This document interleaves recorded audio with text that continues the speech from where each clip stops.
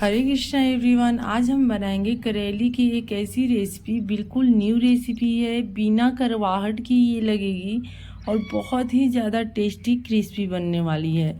तो आपने आज से पहले ये नहीं ट्राई किया होगा तो आप शुरू से अंत तक वीडियो देखिएगा तो आपको बहुत अच्छी तरह से समझ में आएगी और एक बार में ही परफेक्ट बना लीजिएगा। तो करेली को सबसे पहले तो अच्छी तरह से वॉश कर लेंगे।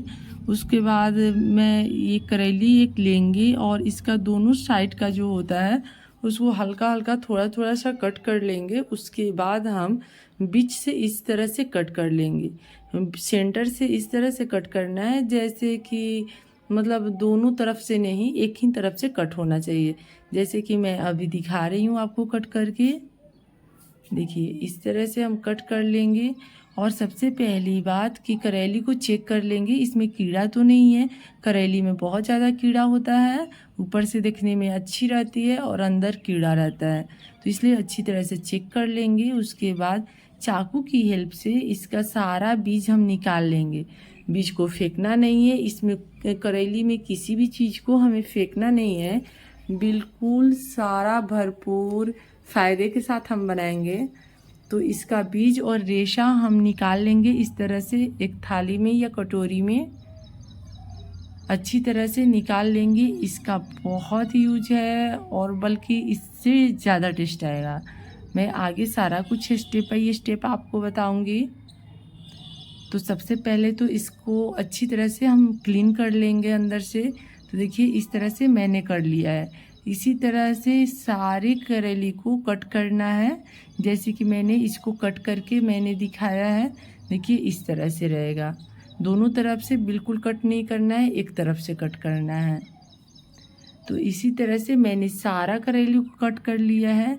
करेली को कट करने के बाद थोड़ा सा मैं नमक ली हूँ, इस तरह से उंगली की हेल्प से चारों तरफ हल्का हल्का हम नमक लगा लेंगे।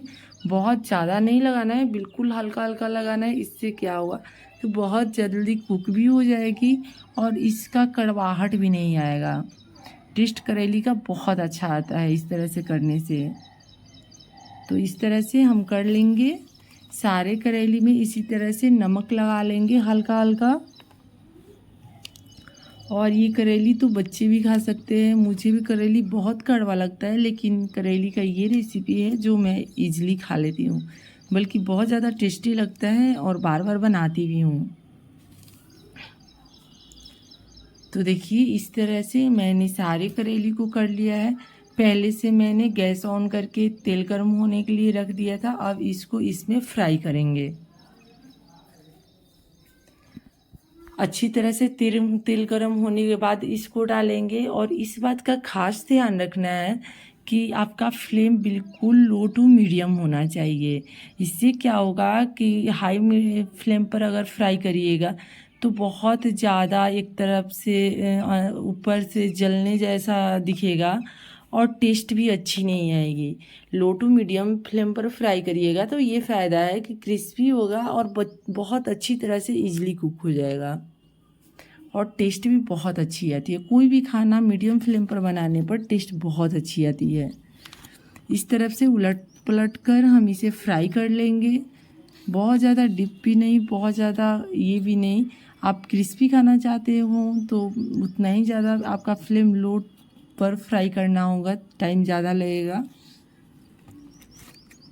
और ये मुझे तो दाल चावल के साथ बहुत ज़्यादा पसंद है, दाल चावल और ये करेली की रेसिपी। तो देखिए अच्छी तरह से बिल्कुल फ्राई हो चुका है और ड्राई भी हो गया है, बिल्कुल ये क्रिस्पी जैसा हो गया है। तो इसे हम एक प्लेट में निकाल लेंगे अच्छी तरह से फ्राई होने के बाद। अगर आप मेरे चैनल पर पहली बार आए हों तो प्लीज़ लाइक सब्सक्राइब करिएगा, क्योंकि इस चैनल पर मैं ज़्यादा से ज़्यादा यही कोशिश करती हूँ कि हेल्दी और टेस्टी और इजी तरह से बनाया जाए, जो कि सारा मसाला आपके घर में ही मिल जाए, इंग्रेडिएंट। तो इस तरह से एक प्लेट में निकाल लेंगे, देखिए इस तरह से। अब हमें मसाला लेना है। मसाला के लिए मैं सरसों ले रही हूँ 2 table spoon and 2.5 table spoon मैं ले रही हूँ। क्योंकि आपको कितना मसाला बनाना चाहते हो उस पर डिपेंड कर रहा है। और इतना सरसों में आप 1 टेबल स्पून जीरा और आधी table spoon, half table spoon हम लेंगे काला मिर्च यानी गोल की। 3 इस तरह से बड़ा बड़ा साइज़ का टमाटर लेंगे, बड़ा छोटा मिक्स करके। और 2 मैं मिर्ची ले रही हूँ। तीखा ज़्यादा मुझे खाने का नहीं ये है, क्योंकि करेली में तीखा ज़्यादा चलता भी नहीं है, तो इसलिए 2 मिर्ची या फिर मिर्ची स्किप भी कर सकते हो। तो इतना। और अगर लहसुन प्याज खाते हो तो आप 2 फुट लहसुन लें, और प्याज इसमें नहीं डलता है। तेल अच्छी तरह से गर्म हो गई है, तो तेल गर्म होने के बाद मैं इसमें मसाला डाल दी। तेल 4 से 5 टेबल स्पून था मेरा। और मसाला डालने के बाद हल्दी ले लेंगे 1 छोटी चम्मच। हल्दी के बाद हम स्वादानुसार नमक ले लेंगे।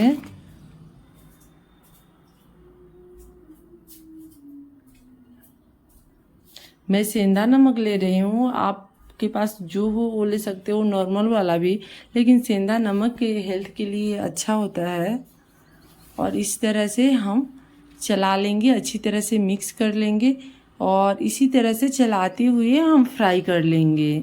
बीच बीच में 2-2 सेकंड 3-3 सेकंड के लिए छोड़ भी सकते हैं, लेकिन चलाते हुए फ्राई करेंगे, क्योंकि चिपकना नहीं चाहिए, जलना नहीं चाहिए।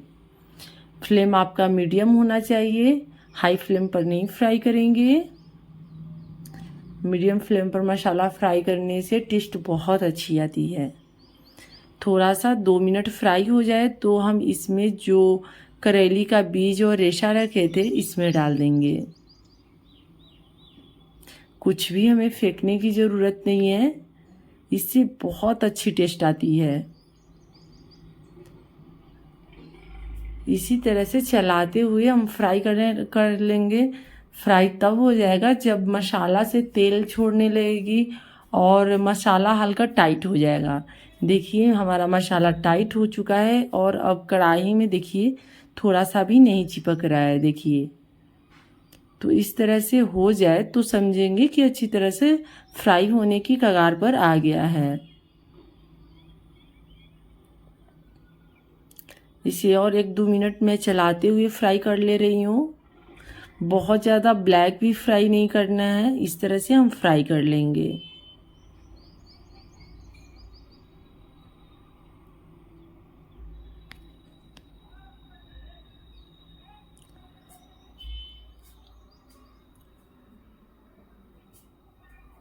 और हाँ, अगर मेरी रेसिपी अच्छी लग रही हो तो प्लीज़ लाइक सब्सक्राइब करना। आपकी एक लाइक सब्सक्राइब मेरे लिए बहुत बड़ी मोटिवेशन और एंड सपोर्ट का काम करती है। So please support me. तो मसाला मैंने ठंडा कर लिया है इस तरह से फ्राई करके, और अब करेली का जो कट किए थे उसी में हम भरेंगे। देखिए इस तरह से,